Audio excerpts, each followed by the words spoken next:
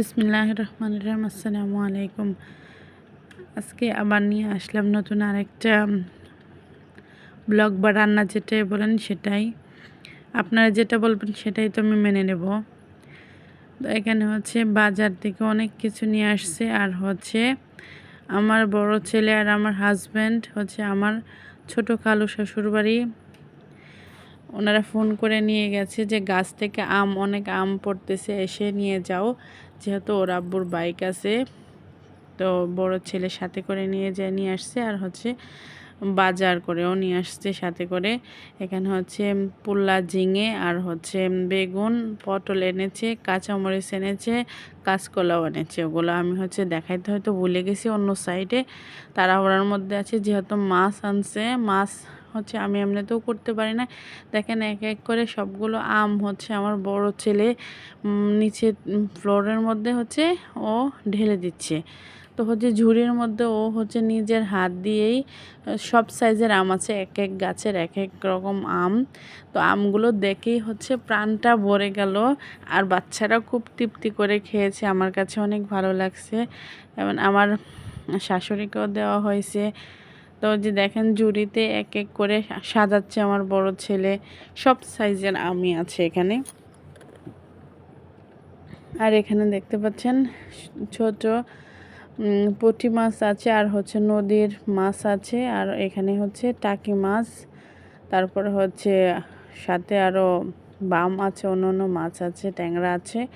তো হচ্ছে এগুলো সব করতে আমার হচ্ছে 12টা বেজে গেছে। আমি হচ্ছে ছোট মাছ আমি একেবারেই করতে পারি না। আর এখানে হচ্ছে দেখতে পাচ্ছেন চচ্চড়ি বসিয়ে দিয়েছি। তো চচ্চড়ির রেসিপি আমি বরাবর অনেক ছেড়েছি, আজকে যেহেতু অনেক টায়ার্ড, সো আমি আপনাদেরকে ওই ভিডিওটা করতে ভুলে গিয়েছিলাম। এখানে হচ্ছে আমি পরিমাণ মতো হলুদ, লবণ এবং হচ্ছে তেল, আর হচ্ছে ধনিয়া গুঁড়ো, আর পেঁয়াজ, বেশি করে পেঁয়াজ কুচি করে এটাকে হাতের সাহায্যে ম্যারিনেট করে, আর সিদ্ধ হওয়ার জন্য পরিমাণ মতো পানি অ্যাড করে এখানে হচ্ছে আমি এটাকে জাস্ট রান্না করে নিচ্ছি। যেহেতু অনেকটা টায়ার্ড, এটা হচ্ছে রান্নাটা হচ্ছে অসাধারণ, খেতে খুবই ঝটপট রান্না, আর হচ্ছে খেতে খুবই অসাধারণ লাগে। ছোট মাছ হলে এভাবে করে খেলে অনেক ভালো লাগে। আর হচ্ছে মাছ কোটার কথাটা আপনাদের বলে, আমি হচ্ছে আসরের আজান থেকে শুরু করেছি, এশারের আজান লেগেছে। এই 3 পদের মাছগুলো কুটে প্রসেস করে রেখে ফ্রিজে রেখে দিয়েছি, আর এগুলো হচ্ছে রান্না বসিয়ে দিয়েছি। আর হচ্ছে এই চচ্চড়িটা হওয়ার পরে আমরা খাওয়ার মানে আমি সারাদিন যতক্ষণ আমি কষ্ট করে মাছ ধুইলাম, খাওয়ার পরে আমার এই কষ্টটা মনে হয় শেষ হয়ে গেল। আর এখন মানুষ এতটাই সেলফিশ হয়ে গেছে, কেউ কাউকে একটু ছোট মাছ বা অন্য কিছু হইলে একটু হেল্পও করতে আসে না। তো হেল্প না করলে দিতেও মন চায় না, বোঝেন না? হেল্প না করলে কী দেবো, কিসের জন্য দেবো?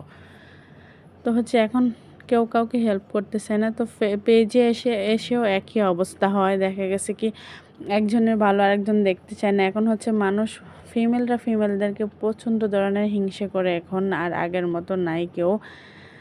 তো হচ্ছে আচ্ছা, যে এনিওয়ে যেটাই হোক। আর হচ্ছে এই যে দেখেন আমার কি সুন্দরভাবে আমার রান্নাটা এখন হয়ে যাচ্ছে।